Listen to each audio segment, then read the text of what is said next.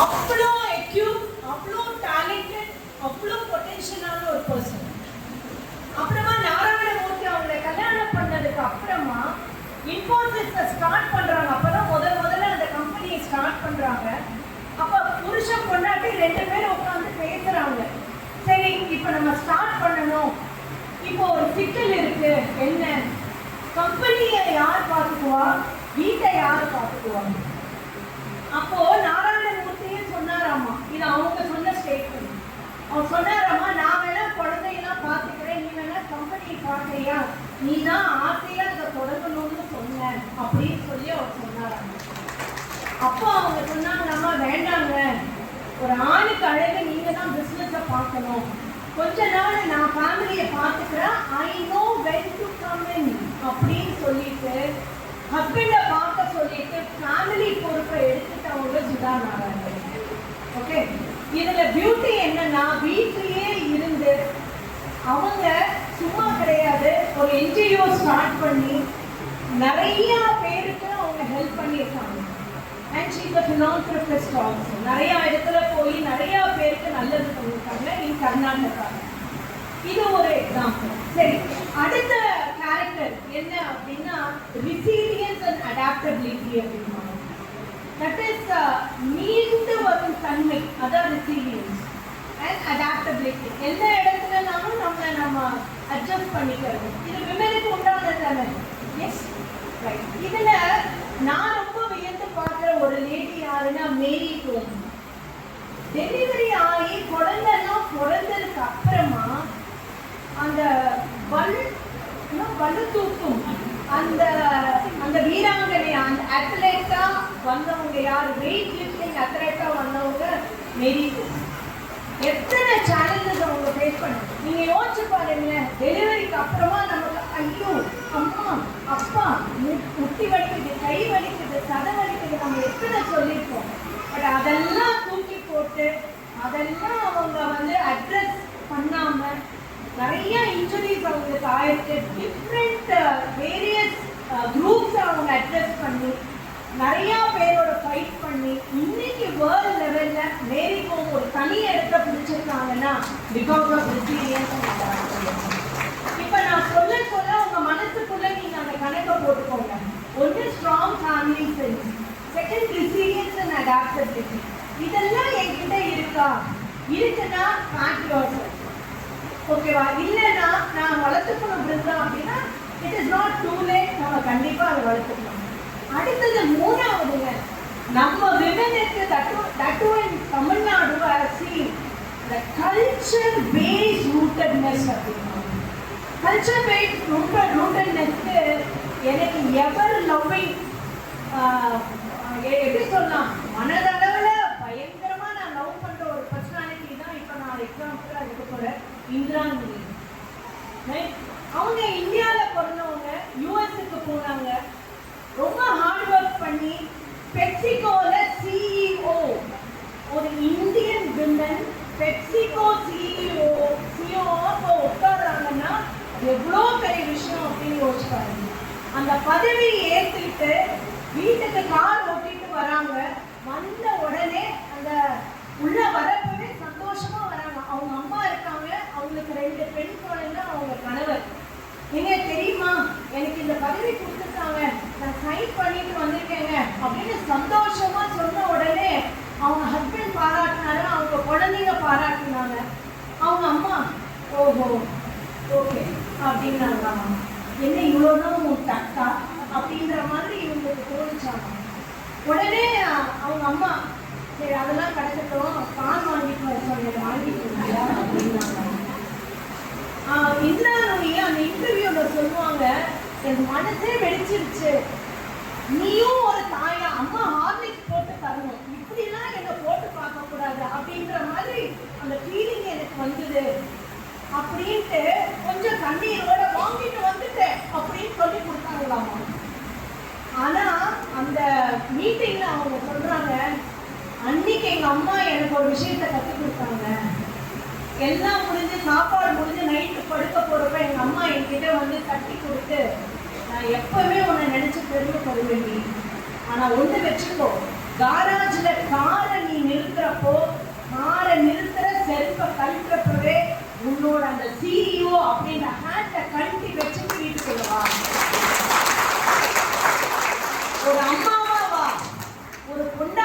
அழகா எனக்கு சிஓவா என் பொண்ணு வரக்கூடாது அப்படின்னு அவங்க அம்மா சொன்னதுக்கு அப்புறமா தான் ஏன் அவங்க அம்மா அப்படி ரியாக்ட் பண்ணாங்கிறது அவங்களுக்கு தெரிஞ்சுறாங்க. தேங்க்யூம்மா. இன்னைக்கு நான் வந்து என்ன நடந்தாலும் நான் கல்ச்சர் ஓரியன்டா நான் இன்னைக்கு வாழ்ந்துட்டு இருக்கேன். என் குடும்பத்தை அதே மாதிரி நான் கொண்டு போறேன்னா அதுக்கு மெயின் ரீசன் எங்க அம்மா அப்படின்னு சொல்லி ரொம்ப அழகா இன்டர்வியூல அவங்க சொல்லியிருக்காங்க. So culturally we are rooted, right? இது மூணாவது கேரக்டர். நாலாவது கேரக்டரிஸ்டிக் என்ன அப்படின்னா இமோஷனல் இன்டெலிஜென்ஸ். இந்த வார்த்தையை நம்ம நிறைய இன்னைக்கு கேட்குறோம் இல்லையா? யூடியூப்ல எங்க போனாலும் இன்னைக்கு எந்த கார்பரேட் கம்பெனியா இருந்தாலும் சரி, இந்த நிகழ்ச்சியை பற்றியே உங்க டிஎன்இபிக்கு நான் நிறைய எடுத்துருக்கேன் இந்த எமோஷனல் இன்டெலிஜென்ஸை பற்றி. இதுக்கு ஒரு பிரமாதமான உதாரணம் ரீசெண்டாக நடந்த ஒரு நிகழ்வு. யூடியூப்ல தான் நான் அதை பார்த்தேன். 96 அப்படின்னு ஒரு படம் வந்தது இல்லையா? ஞாபகம் இருக்கா? அந்த ஜானுன்னு ஒரு கேரக்டர், இந்த 10ஆம் கிளாஸ் ஸ்கூல்ல அந்த பொண்ணு பேரு கௌரி கிஷன் அப்படின்னு அந்த பொண்ணோட பேரு.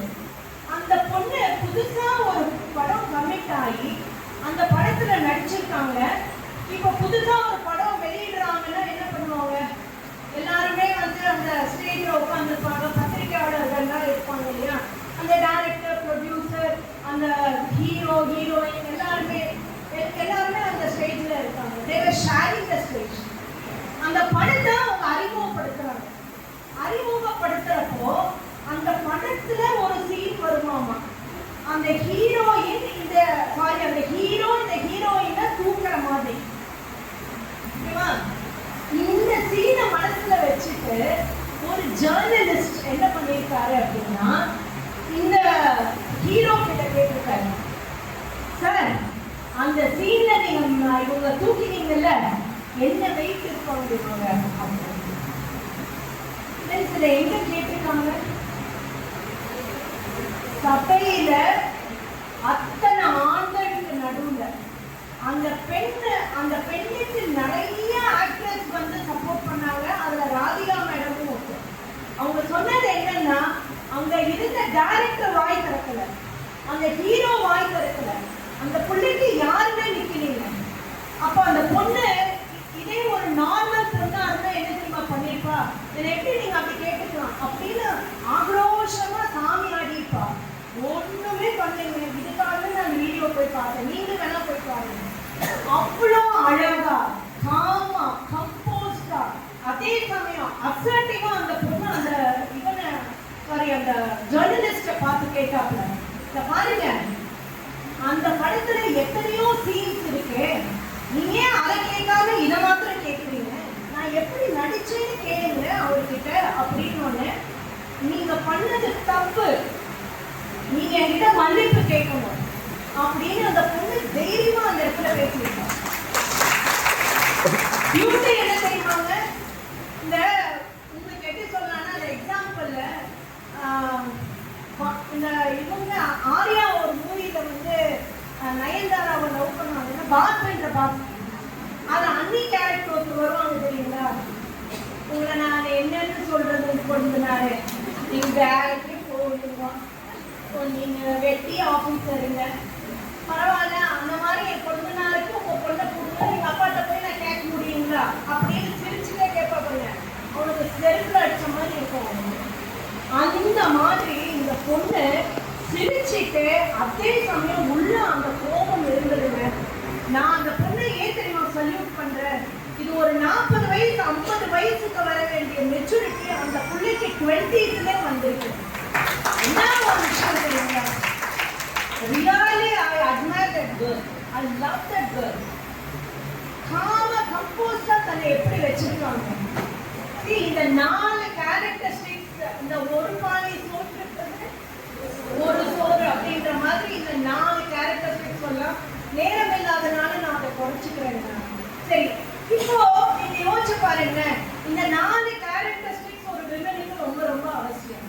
ஆனா இதே விமன் இதுல 3 வார்த்தை எழுதியிருக்கு, அதுல நடுவுல இருக்கிற வார்த்தை எழுதுங்க மேல டாப்ல. விழிப்புணர்வுனா என்ன? அவேர்னஸ். நம்ம அவேர்னஸ் இல்லாதனால நம்ம விமன் மாற்ற 2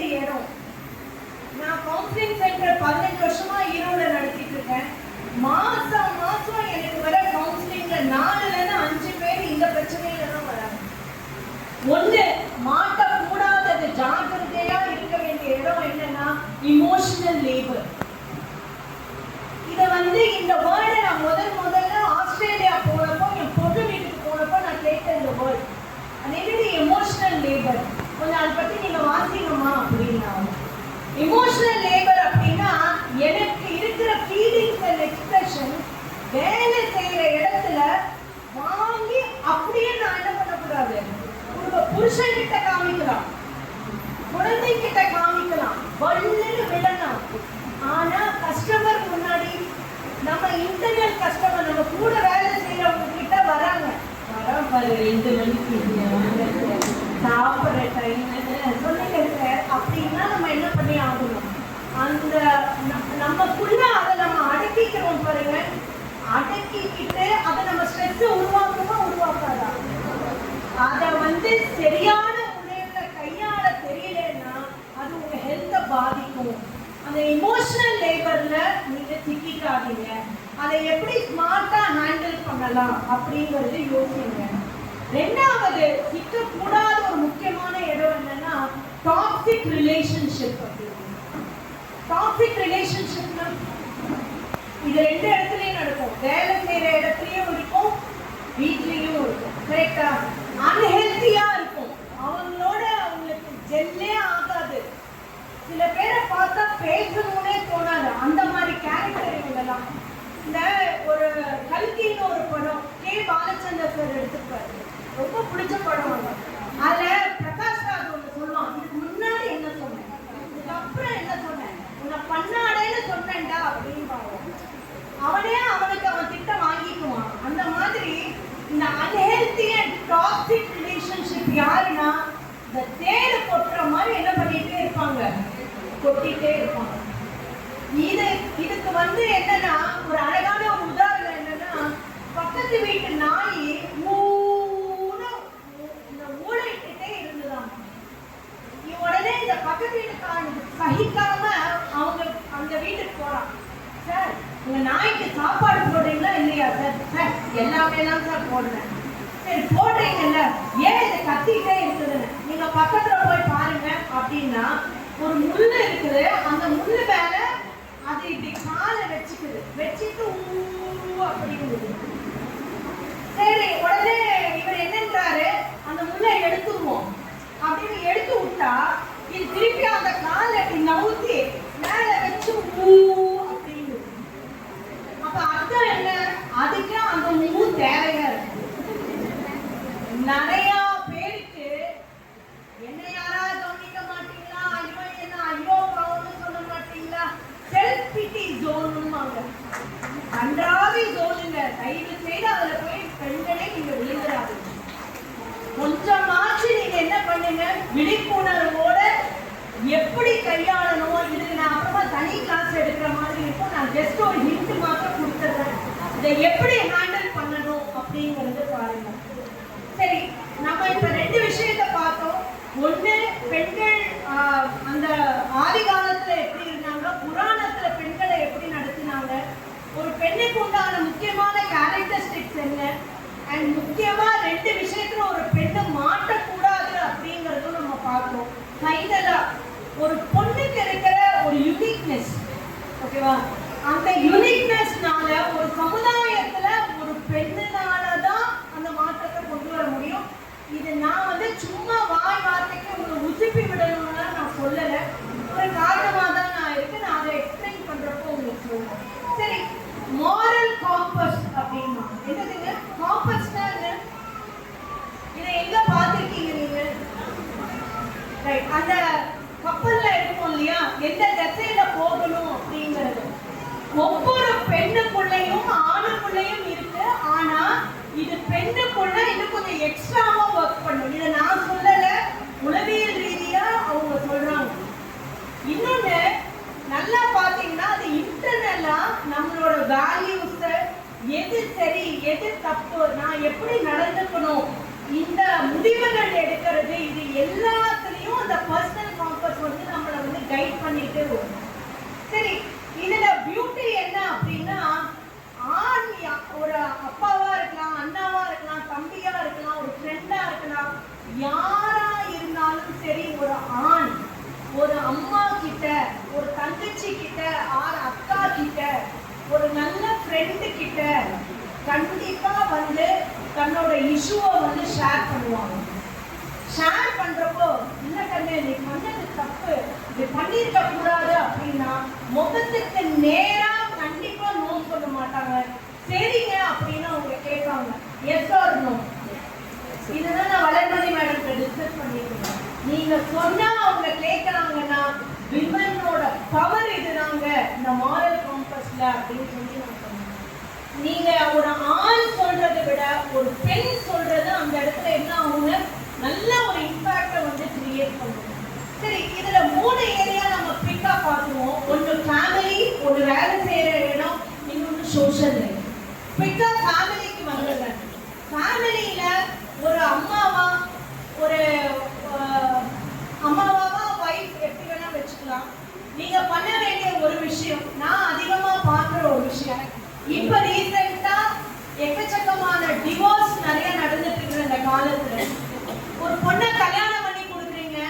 அந்த பொண்ணு வரா, அம்மா என்ன போய் இந்த பையை எடுத்து வைன்னு சொல்லிட்டாங்கம்மா. இது ஒரு இஷ்யூவா? சொல்ற விதத்துல அந்த பொண்ணு வந்து சொல்றப்போ நீங்க என்ன பண்ணக்கூடாது அதுக்கு? ஹலோ, அவ்வளவுதாண்டி. யூ வாண்ட் பிலீவ், நான் மும்பைல இருந்து எனக்கு கல்யாணம் பண்ணி கொடுத்தாங்க சென்னை, ஈரோடு கொடுமுடின்ற ஒரு ஊர்ல தான் நான் கல்யாணம் ஆகி வந்தேன். இவர் சொந்தம் எனக்கு அவ்வளவுதான். அங்க ஒரு மெகா சிட்டி, இங்க ஒரு குக் கிராமம். நான் கல்யாணம் ஆகி வந்தது, தமிழும் தெரியாது அந்த டைம் எனக்கு. அப்ப வரப்போ எங்க அப்பா ஒன்னே ஒண்ணுதான் சொன்னாரு, பாரு अभी मैंने आपका शादी करवा दिया, चले जाओ, ये तुम्हारा घर नहीं है அப்படின்னு எங்க அப்பா சொன்னது இன்னும் எனக்கு ஒலிக்குது. இது உன் வீடு அல்ல, அதுதான் உன் வீடு, கிளம்பு அப்படின்னாரு எங்க அப்பா.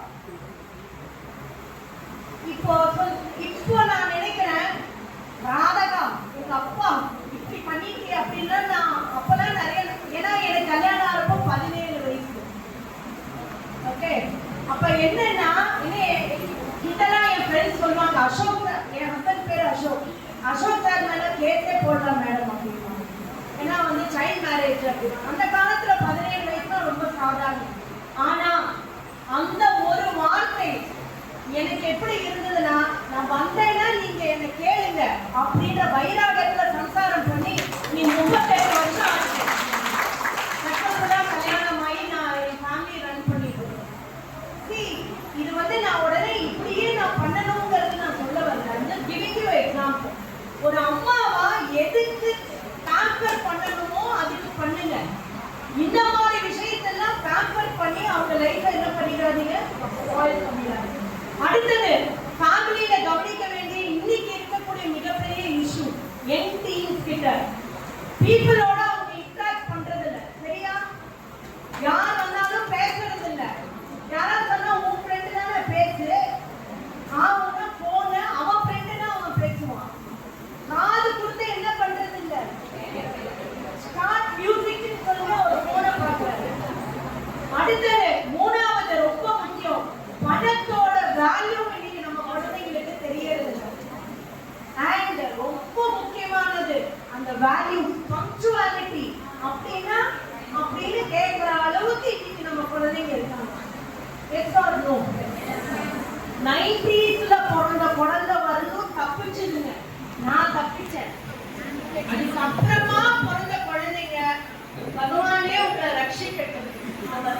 என்னன்னா இதுதான் அந்த பர்சனல் காம்பஸ்ல. சரி பிருந்தா, ஒரு தடவை சொன்னாலும் கேட்கறதே இல்ல தெரியுமா?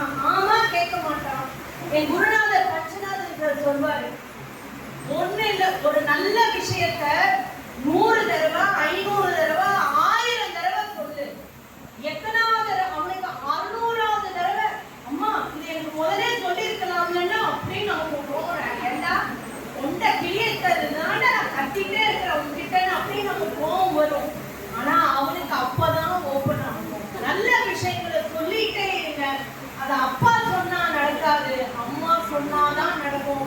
இந்த மகளிர் தினம் பிளஸ் அம்மா தினத்துல தயவு செய்து ஒரு அடலசென்ட் ஸ்டூடெண்ட் கவுன்சிலிங் பண்ற ஒரு ட்ரெயினரா நான் உங்ககிட்ட கேட்கிறேன், கண்டிப்பாக இதுக்கு முக்கியத்துவம் கொடுங்க.